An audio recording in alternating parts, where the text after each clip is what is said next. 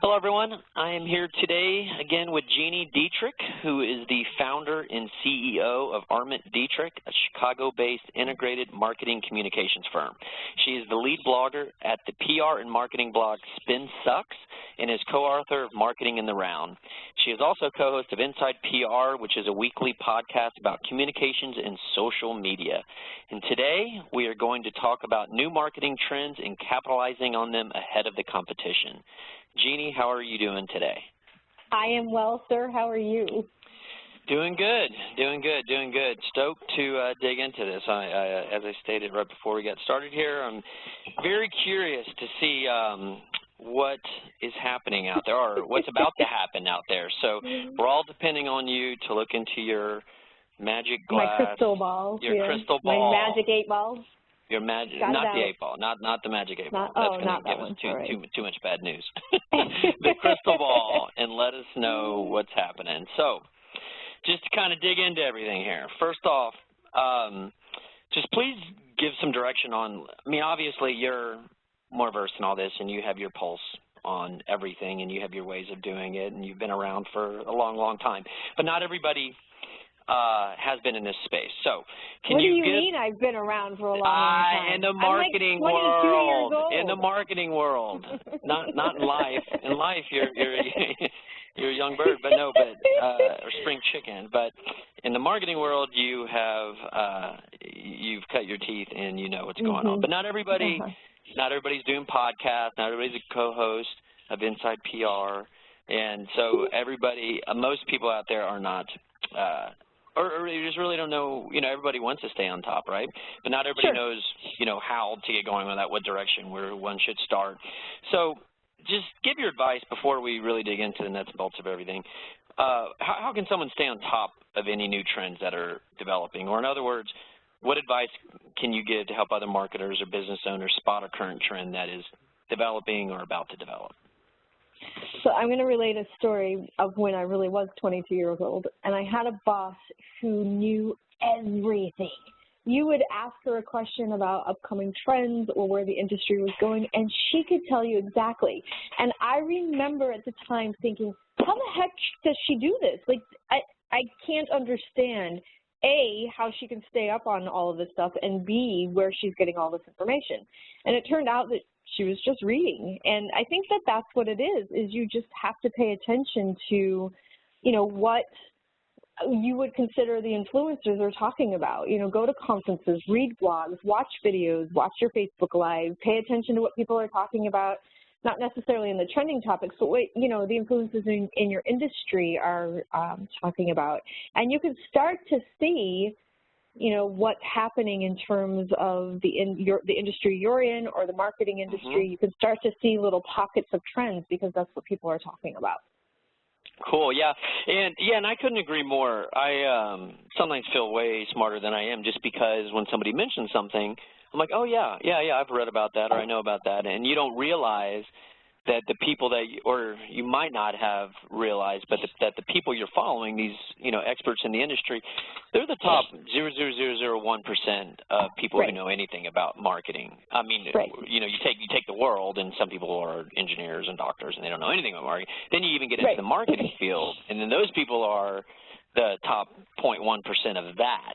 So, yeah, that's a great point, and I've noticed that too. And one thing that I personally do is you know, follow people like you know, on Twitter and everything. But then you know, the Twitter feeds are so much, right? So you can't really follow anybody. So you know, you can do those lists and you can create, I have a best experts list and you're on it.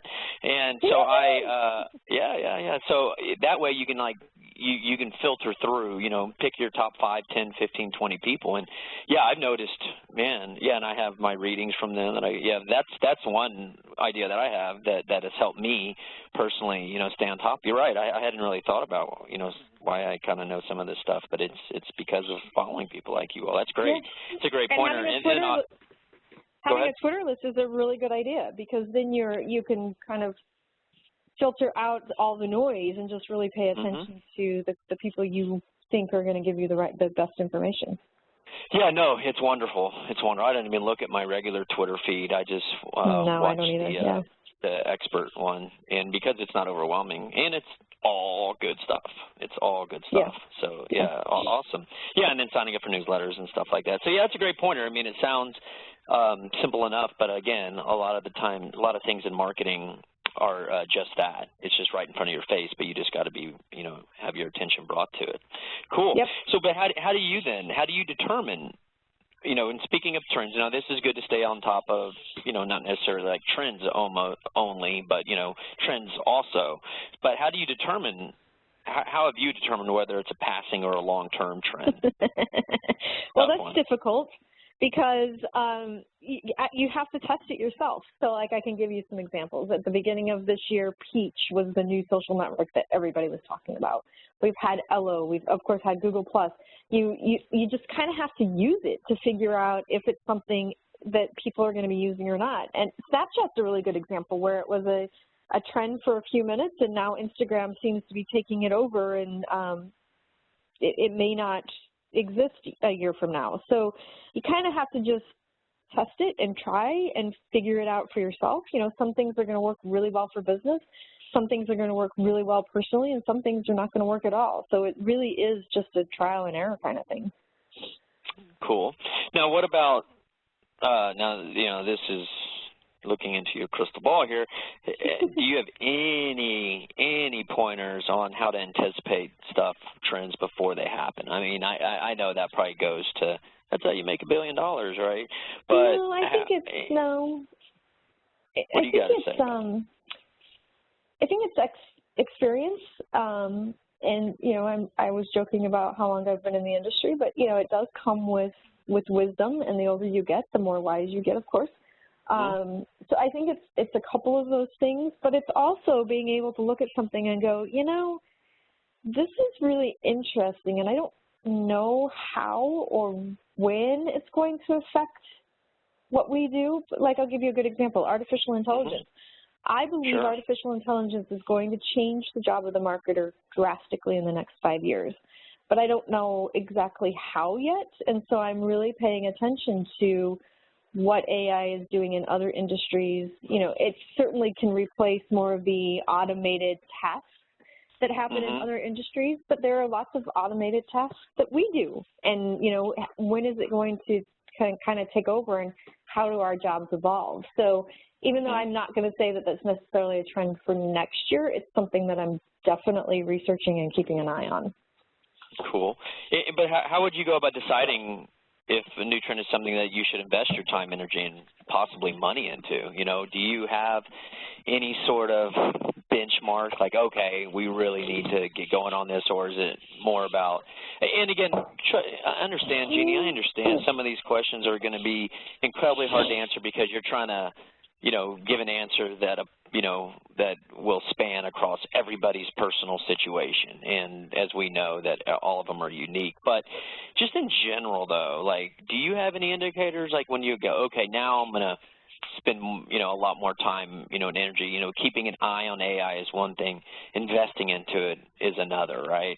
So what do you, any advice there, how you go about it? And again, I understand there's not going to be a cookie cutter answer for everybody. Yeah, I mean, I really do think it comes down to experience. It's, knowing when something's going to change your industry or shake it up. I mean, we all knew that when Twitter was launched, there was something about this Twitter thing, but we didn't really know what it meant or if it could be used from a business perspective, or, was it just B2B or B2C, or could B2B use it as well? Like, we didn't know. And so we sort of just tested it out, and we tried different things, and we figured out where it works and where it doesn't. And then other social networks came into play from that perspective as well. So I think it's experience. I think it's trial and error. I think it's research. I mean, you can look at things like from a global perspective, like self-driving cars. If you're an Uber driver or a cab driver or a semi driver, those are things that are going to affect that's going to affect your job. Self-driving cars are going to affect your job. So, you look at things like that from a global perspective, and though they're not here yet, it's something that the national media is talking about. Solar roofs that, from Elon Musk, even though it's going to be way too expensive right now for everybody to put a solar roof on their homes, it's something that you should be thinking about. How does that change your industry, change your job based on the industry you're in? So I think if you can pay attention to global trends, you know, that like the Wired magazines of the world are talking about, and figure out, okay, is this something, I'm just going to keep an eye on this, and as my experience and wisdom goes into play, there's going to be a trigger point that's different for everybody.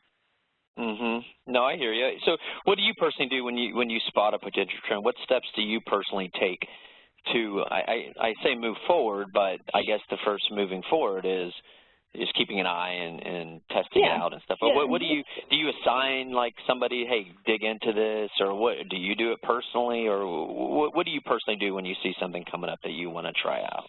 I do it personally.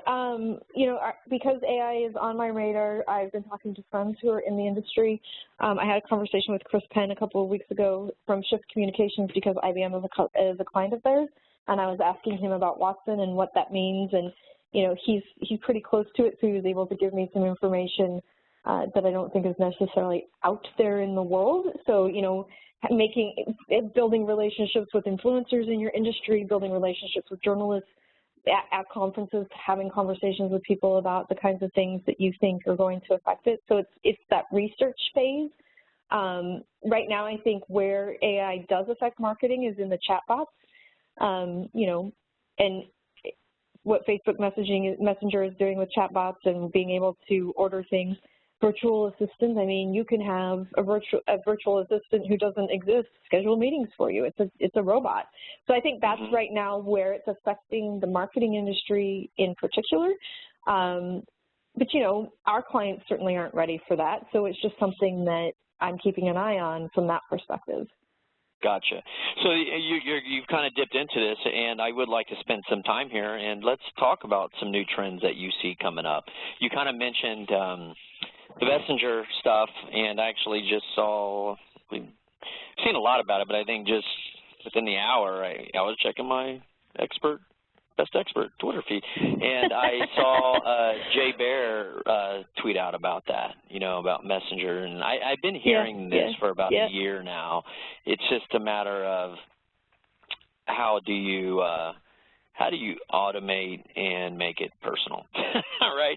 So it's just one of those things. It's just difficult, but I know messaging apps might be a good place to start to talk about some trends. So let's talk about that for a little bit, and then I'd like to hear, you know, some other trends you see coming up. Well, so I saw Andy Crestodina last week, and he said, I can't remember how it came up, but he has a virtual assistant named Amy, and Amy does not exist. But you would not know that Amy is a robot because he will email you and copy Amy and say, you know, I'd like to schedule a meeting for blah, blah, blah. And then you respond to Amy, and she schedules it, and it's very personalized.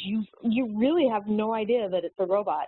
And then you'll email Amy and say, oh my gosh, Amy, I'm so sorry, I'm not going to be able to make it. Can we reschedule? And she says, sure, no problem. Here are some dates that Andy's available. You literally have no idea Amy doesn't exist.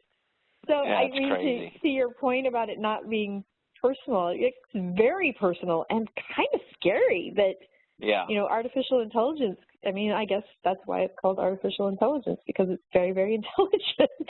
Yeah, absolutely. On a side note, do you watch that Westworld show? I do. Crazy. Yeah. It's all, I wonder when that's going to happen. The robots are taking over. They are taking over, which is a good and a bad thing. But good if you work it the right way and utilize it the right way. Right.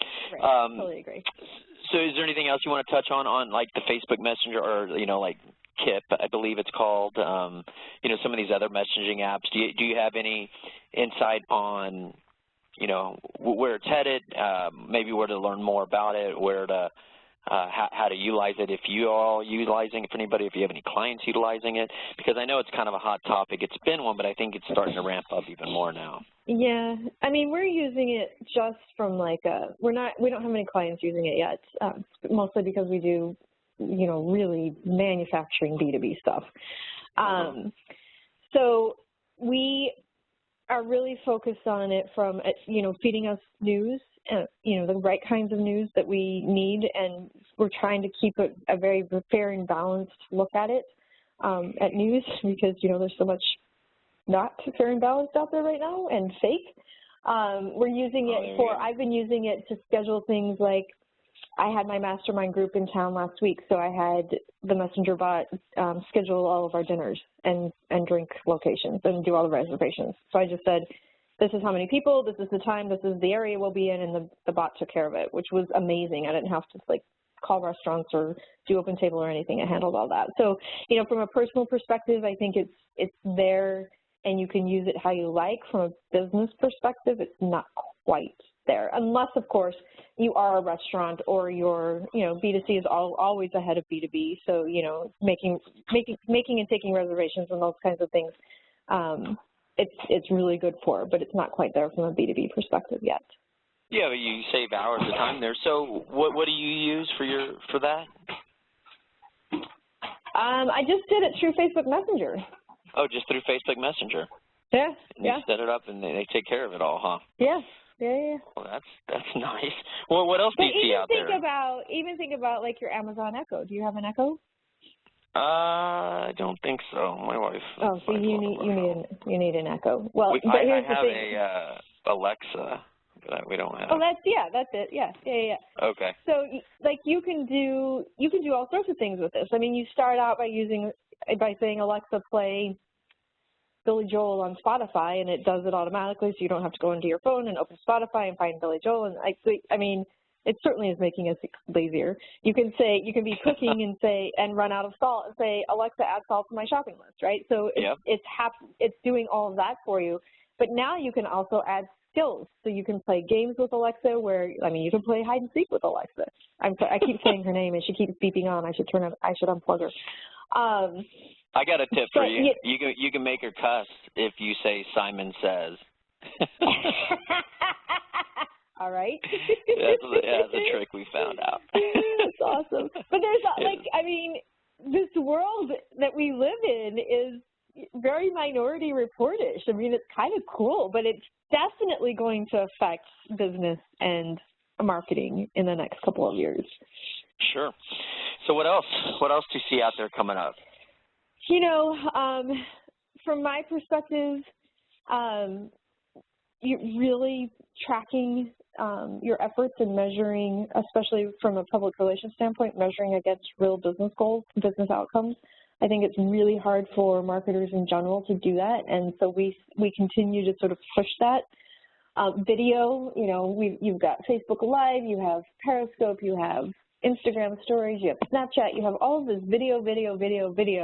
And so, you know, finding ways to use that in interesting and compelling ways. We have a client, it's so fantastic. They make doors and locks. So, you know, not an interesting business by any stretch of the imagination. They did the mannequin challenge and had a video professionally shot. It is the most fantastic thing I have ever seen, ever.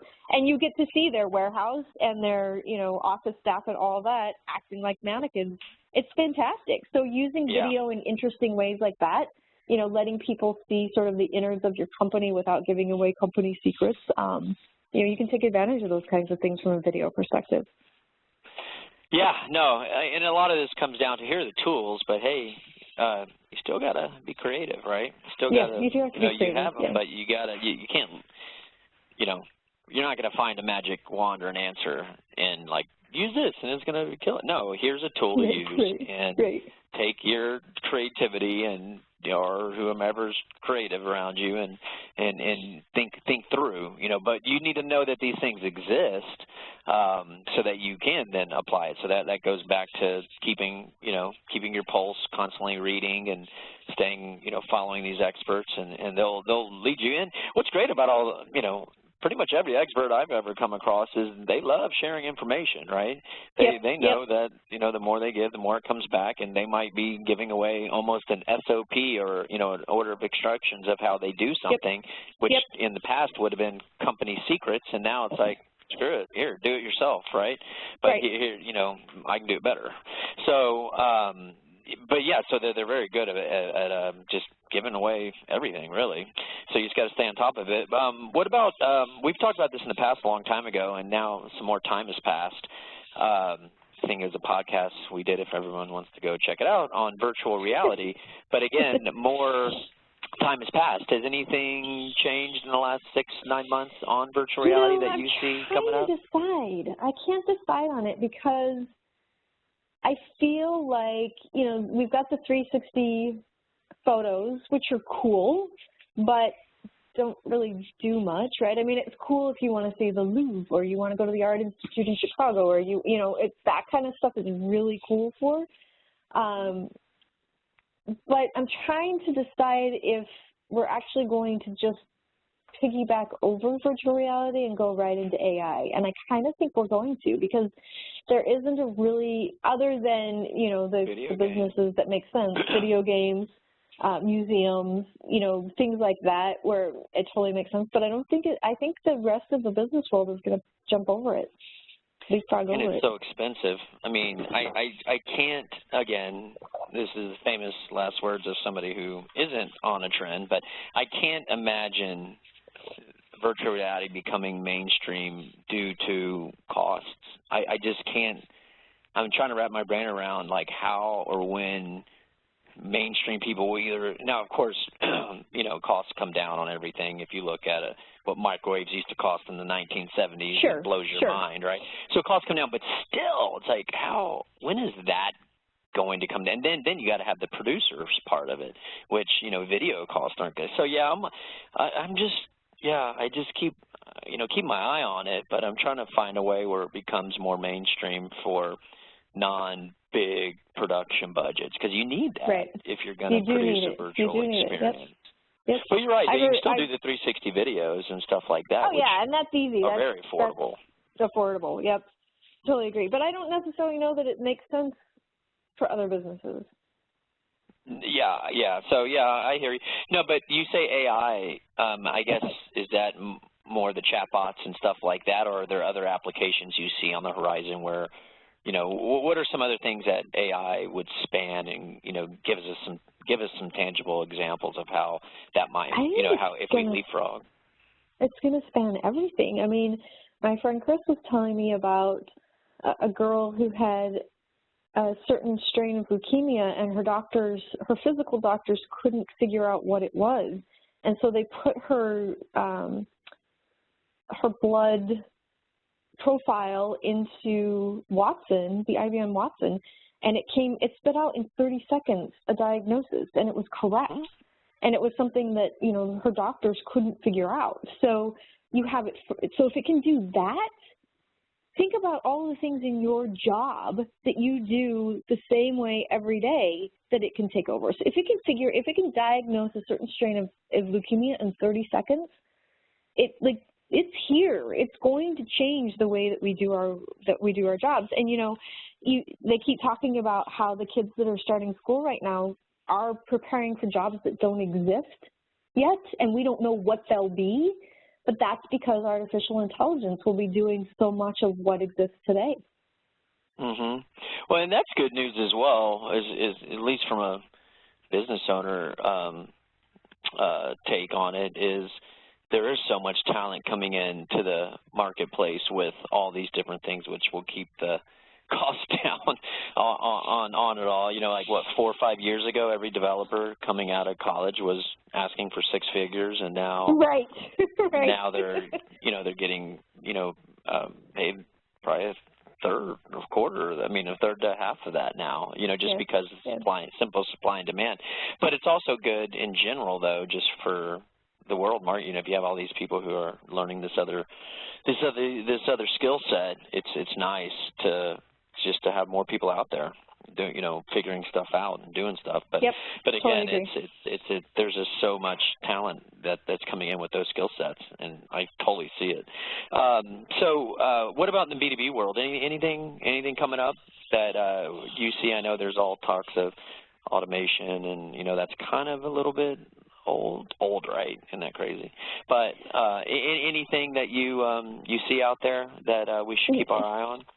Yeah, I definitely would be looking at video, because I don't think anybody's doing it. I don't think it's oversaturated by any stretch of the imagination. Mm-hmm. I also would be looking at beginning to collect cell phone numbers so that you can do text campaigns versus email campaigns. Oh, And you don't want to point. give up. You don't want to give up email yet. But I think we're on the verge of texting campaigns becoming more efficient than email. And that's the whole Messenger app stuff too, right? Yeah, for sure. Yep. Have you done that? Yeah, have you found out that it's decently easy to get a phone over an email, or is it more? It is decently easy, yes.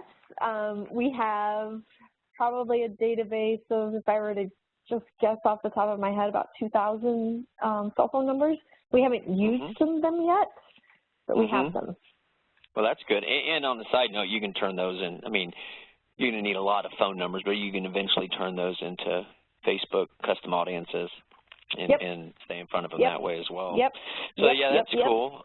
So just, your advice to the B2B world is get involved in video. And again, to my point earlier, is video is becoming more affordable. Now, of course, you want to get the right talent and everything, and it's still not going to be as cheap as the written word, but it's not like virtual reality. I mean, you can get videos done out there. There's a lot of talent out there that is wanting to do more video work. And you're right. I don't think it's saturated at all. Just look at your Facebook feed, right?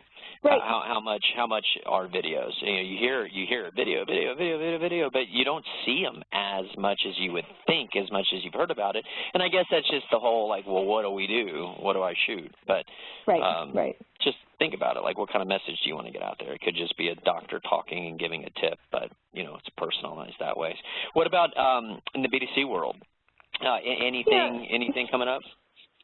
Yeah, I mean, I think it's everything that we've been talking about, because all this stuff hits B2C way sooner than it does B2B. I still want to see every business being smarter about their metrics and about, actually tracking effectiveness, paying attention to your brand ambassadors and, what they're saying. My big challenge right now is, as we just experienced through this election, there was a lot of fake news that was shared, and people's decisions were based on things that were factually incorrect.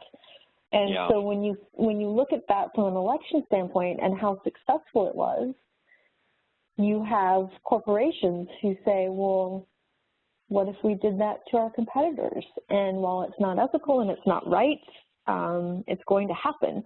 And so I think every organization, B2C and B2B, have to sit down and say, okay, if our competitors start to create fake news about us, what do we do? How do we handle it? Who's going to help us fight that fight? And sure, you can take care of it legally, and that will take care of it, but that could be hundreds of thousands of dollars and years upon years upon years, and you will have already lost in the court of public opinion. So I think we have to be really paying attention to, have that discussion internally. What will we do? Just like if you're hacked, what will we do if we're hacked? Who needs to know? How do we handle it? What's the chain of command? Same thing with fake news. If somebody's out there talking about us and it's just not true, what are we going to do? That is a tough one, huh? Have you had any experience or seen anybody deal with that yet? Because, obviously it's a huge topic. I think Zuckerberg even got involved in it, right? Yeah, and Zuckerberg has to get involved, and Google's involved. I mean, there are two examples that come to mind right away, and one is that Trump tried to say that he was responsible for Ford not leaving the U.S., and they were never going to leave the U.S. And they even said that during the election. That was what was great. How do you keep being able to say something and then those same people are like, nope, not true, but nobody watches that. They just turn off the election or the debate and then like, okay. Yeah, I think that's what we have to be really concerned with as business owners is what if that happens to us? I mean, it's happening to the Pepsi CEO right now. Everybody's saying that she said that if you supported Trump, you shouldn't buy Pepsi. She never said that. She never said it.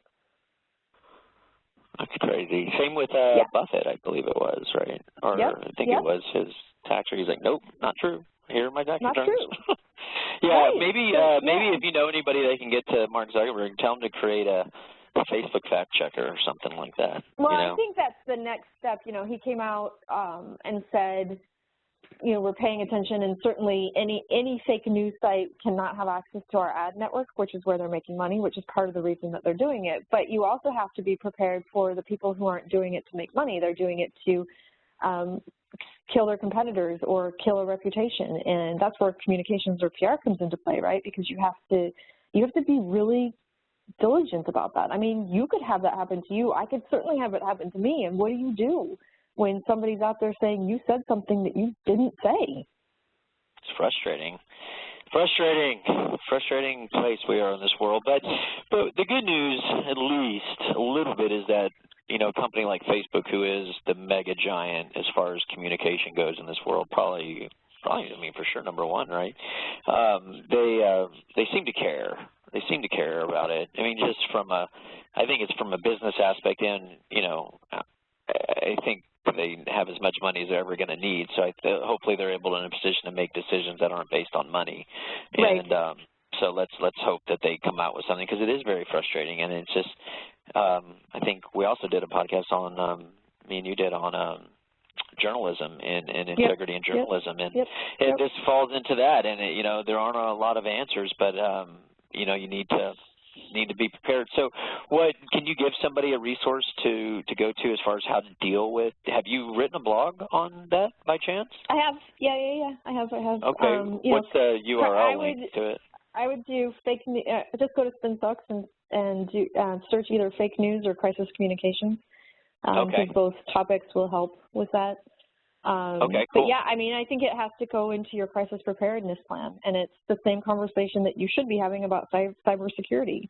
What happens if we're hacked? Yeah, good point. So that needs to be your next blog. What happens if we're hacked? Get on that. Get on that for everybody. All right, I'll get on that. Okay. Well, what are some not so new trends that are, somewhat still fairly recent? You talked about videos a little bit. And really imploring everybody to go that direction, and I couldn't agree more. But what are some not so new other trends that are that marketers and business owners should be aware of, or maybe get a refresher, reminder from you that they really need to get going with? So at Content Marketing World this year, I did a breakout session on email drip campaigns, and there were about 600. There were about 600 people in there, and I was shocked at how few people actually do some sort of email marketing automation. It was shocking. It was less than 1% who were actually doing it. So even though we're talking about email marketing and we're talking about marketing automation and we're talking about drip campaigns, nobody's actually doing it. And truthfully, it's not brain surgery. It's not hard to do, and you can create all sorts of campaigns where you are engaging a prospect and then a customer in their buying process, and you can give them the right kinds of content to help them make decisions either to buy the first time or continue to buy, to upsell them, or whatever it happens to be. There's so many things that you can do, and that can all be automated. Now, of course, there are yucky ways to do it, right? I mean, I think we've all gotten the emails that it's like, I saw you opened my email last week and you haven't responded, so you must be stuck under a file cabinet. Reply to me, and whatever. That's bad email marketing. What's good email marketing is figuring out the buying process and your marketing funnels and pushing people through that, and it works extraordinarily well. Yeah, and let's touch on that. I think I can answer why a lot of people haven't done it. We currently are, but there are still some things that we're tweaking and figuring out to apply to other clients and stuff. But you're right. It is simple to set up. There are all kinds of platforms there. First there was, you have all your big players out there, your Pardos, Marketo, Actons, HubSpot of the world that have these automation features. But now there's a lot of lesser expensive options. So yes, there's really no excuse to at least not to start to dig into it. But what I think what holds people from moving forward on it is the strategy behind it. Like you mentioned the buying cycles and all that, but like, well, how do I know where they are with that? So, I know we're kind of digging into this, but I think it's going to be very helpful for people. I know we could do an entire podcast on this, and I probably will have one scheduled on this, but since we're talking about it, what is your thought process on the strategy behind setting up these drip campaigns? Like, do you feed them a piece of content that there's either 3, 5, or 7 stages of the buying cycle based on who you've read about on, but even with the 3 to the 7, they all kind of apply. So do you take pieces or write pieces of content that fall under each one of the 3, 5, or 7 stages, and then just serve those in order, and eventually ask for some sort of sign up or call or whatever? Like, what do you explain that part, because I think that will help, maybe, give some people some ideas and on how to implement. So let me tell you how we do it with a new subscriber. So you subscribe to FinSucks, and you automatically get an email from me that says, welcome to the community. Don't be intimidated. A lot of the people who comment have been commenting for years, and so there's lots of inside jokes and people teasing one another. We've had a wedding where the couple met in the comments on FinSucks, and then they met in person, and then they started to date, and then they got married. So I tell that story in the first email. Cool. There's an email that goes out, I think it's every other day for 2 weeks, and those emails are, there's certain things you have to understand to read this blog, because there are certain things we talk about a lot. The PESO model, paid, earned, shared, and owned media, influencer relations, leadership tips, women's equality. There are things that we talk about all the time. So I give new subscribers that information so that they're caught up to where everybody else is if they've just come in. At the end of each of those emails, I have a PS. PS, if you want to learn how to master modern PR, we have an online course, blah, blah, blah. We offer it to new subscribers for about half of what we offered it when we launched it initially. It's self-study. They don't get access to me or anything like that, which is, there's lots of benefits for doing it for the full price, but, it's like a way, way, way scaled back version. And in that, so in those 2 weeks emails, it's the PS there's a PS at the bottom of every of those emails. We sell we sell between 6 and 8 of those a day. Wow. Yes. And it's just the PS. That's a great point. Let me just emphasize that for everybody. You're able. So basically, what you're doing is you're giving content and asking at the same time, but you're doing it in such a soft way that it's not intrusive at all, and you don't have to have a dedicated email that goes out asking for that. It's just on the PS, and that's on the first email, second email, third email, all of them. Every email. That's a fantastic idea. That's a way to get around having to send that gross. I mean, gross. We're in sales, right? Yeah, it's gross. But you know what I mean. So yeah, that's great. Okay, go ahead. So you have the PS. So those go out. It's content with the PS, and then at the end of the 2 weeks, they get an email that's specific to that online course. So it's and they only get that if they've not purchased. So we've set up the automation to weed all those out. If they purchase, they don't get that. And then the very last email they get is essentially the objective is that it sells. I have this mastermind group that's made up of PR firm owners, and so I'm always looking to add new people to that. And so the very last email is, occasionally I like to spend time with PR firm owners, and we get to talk about their business plans and their strategies and their growth objectives and all those kinds of things. If you'd like to apply to spend an hour with me for free, here's how you do it. And then there's an application. It goes to my assistant. My assistant vets it all. And if it's somebody who looks like they would be good for the mastermind, I spend an hour talking to them on Zoom, where we can, have a video chat. And then I determine whether or not they'd be a good fit for my group. If they're not, then they just go on their merry way and continue to read FinSucks. If they are, then they go into a different email campaign. Okay, so that's okay. So the 2 weeks goes. What if they never reply? If they never reply, then they just get the blog post. Yeah. Then it just ends, and so you basically have, and so you don't do any driven campaigns outside of people who sign up, correct? Nope. Well, we do, but we do them every 2 months versus that's the only ongoing thing they get, and it's right when they sign up. And then it ends, and then they're out, and then they just get your content, and then if they're ever going to reach out to you, they'll reach out to you. But those are triggered on signups, not like a list of prospects that I've had over the years or whatever that I'm going to start to reach out to. No, it's definitely they've subscribed. Okay, very cool. Yeah, that's a great example because that's the thing. Like, we're buying side that confuses people, like where they are in the stages of the buying. Like, well, how the hell am I supposed to know that, right?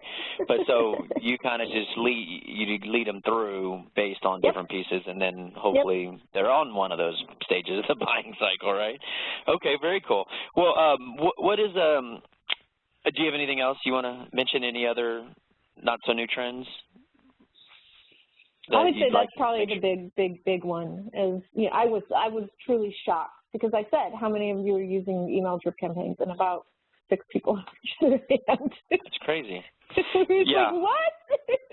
Yeah, it is a needle mover.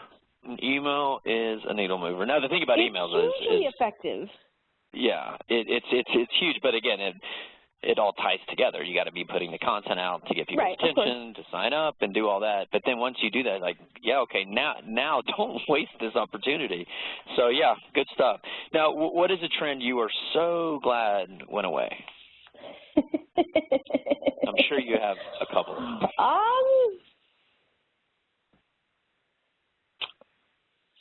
I got this question ahead of time, and I can't think of one because there's. It has to be there. We can think this out together, I'm sure. But there's even the trends that have gone away, you still learn something from. Okay. That is such an optimistic viewpoint. That's very, very, very sweet of you to say that for all these trends. MySpace is thanking you right now. Well, cool. What if you were? MySpace had a time and a place. I mean, it was there, and when it was there for a purpose. I mean, yeah, it's fine that it's gone away now because it hasn't hurt business or anything. But Twitter, I think, is eventually going to go away because they are having huge issues. I'll be sad to see it go just from the perspective of it drives a ton of traffic. But it certainly has declined in its use for us over the years. Well, tell them to stop making mistakes. Tell them to stop removing share counts, and tell them to do better targeting. And that's the thing with Twitter. They seem to be making. I don't know who's at the head of there, but they're not. I don't know. I've just been very confused by stuff that they have done, and now you hear stuff like this. I mean, look, they just had to get rid of Vine. I know. I mean, that's gargantuanly horrible to do to people. I mean, granted, you have the Joe Politzis of the world and everybody else, in the content marketing world saying, hey, don't what is it? Don't build your house on rented land. And granted, those have been out there. But I mean, once you get going, this is working great. I mean, no matter how many times people tell you that, you're still going to be like, well, okay, but this is awesome. This is working great. But then it just went away. And that's just horrible. But it's a possibility. So that goes with the whole trends. Stay on top. And if you would have been on the trend of content marketing, you would have realized that you would have been building your own database and building your own traffic and your own blog and your own email database and all of that. So yeah, that's unfortunate. But what if you had a dream marketing trend? Put your marketing god hat on and tell me, what could you start if you could? I don't think it'd be a marketing trend. All right, well, just give me any trend. What would I start if I could? You know what? I take that back. I mean, the whole purpose of Spin Sucks is to fight the perception that people have of the PR industry, because people think that we're liars and spin doctors, and now all this fake news coming out is going to make the reputation for the PR industry even worse. And so I wish that there were a trend for, they always say that the good guy wins last. I wish the trend were the opposite, that the good guy comes out first all the time, that we're not always looking for get rich quick, lose weight fast things, that we actually are rewarded for hard work and sticking with it, because those are the things that work. And yet, as human beings, we want to lose weight fast and keep it off. We want to get rich quick without having, to spend 10 or 20 years working on it. And I would love to see that flip. I don't think it ever will, because it's not human psychology, but I would love to see that. All right. Well, that's fair enough. Yeah, and I hear you. I have faith, though. I have faith. I have faith that people. And that's awfully optimistic of you. Yeah. I think there's a lot of good people out there. A lot of good people. There are. But sure. and I do think a lot of our expectations, at least as Americans, living here in the United States, the last 5 years have, everyone's had to kind of push the reset button on expectations of what they should make and what they should do. And so I've just experienced that just again through the workplace, and things have changed dramatically and for the better in that sense. Like they're not, I know there's everyone she's saying entitlement is getting crazy, but I feel like at least it's slowed down a little bit. It seems like people are starting to realize the reality of life, and you got to work, and you got to work hard. But that's what makes life fun. So, any parting thoughts? Any parting thoughts? Well, the Cubs won the World Series. Yes, congratulations. So I feel like I should just put that out there to the world, even though it's been a few weeks. The Cubs won the World Series. Yes, they did. Very exciting. Best pretty Game exciting. 7 ever. Yes. Oh my gosh. I can't even imagine. Oh my gosh. Can't even imagine if you definitely don't have any fingernails left. Insane. Yeah, I have no fingernails left. I chewed the inside of my cheeks. I was so nervous. I know. I mean, I was standing on the couch yelling at the television. And then when they went into the 10th inning and a rain delay, I was like, oh my God. That's crazy. Just crazy. But no risk, no reward. You got to put your emotions out there if you're ever going to be able to get that euphoric feeling. It's fun. That's what sports is about. That's what people who don't follow don't understand, is just like that natural, crazy, amazing feeling that you get when you couldn't have written a movie script that well. Like, it was just Well, they did. It was called Fever Pitch. That was crazy. That was when the Red Sox came back and beat the Yankees. It was during the filming of that. But besides that, you couldn't write another script. Well, cool. Well, how can people continue to learn from you? Spinsucks.com is the best place. And go ahead and give your Twitter handle out. Oh, well, Spinsucks with actually Serena handles, but or I'm Gini Dietrich, my name. Okay, and that's GiniDietrich, but easy to remember at Spinsucks. Cool. All right, well, Gini, hey, this was a lot of fun as always, and I hope you have yourself a great rest of your week, and we'll talk again hopefully soon. Thank you. Good to talk with you. Yes, ma'am. Bye-bye. Cool. That was fun. That was. So what are you doing for Thanksgiving? We're hosting. We have 22 people coming. How many? 22. Oh, I have you beat. We you do? are having a family reunion at our house here in Austin. No. So I think there's 43 people. Yeah, it's a big one. We haven't done a family reunion in, well, actually, maybe we've never done a family reunion. Holy cow. Yeah, I know. And then I have the tailgate, so a lot of them will be there. We throw a tailgate for every UT football game. Yeah. So, we have that on Friday, and then Saturday we have the 43, 44 people. So holy cow. Yeah, I know. Well, good luck. I know. Trust me, I've been having to build a gazebo in the back, and I am not handy. So,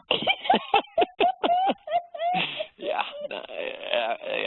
I have to work yesterday. I have to work today. I have to work tomorrow. But it is what it is. Make sure you post a picture so I can see it. I don't know. We'll see how it comes out. I'm still nervous. I'm finishing it tonight. But anyways, hey, have yourself a wonderful Thanksgiving. Thank you. You too. And we'll be in touch in a few months or so. All right. Okay, sounds good. See Bye, you later. Gini. Bye. Bye-bye.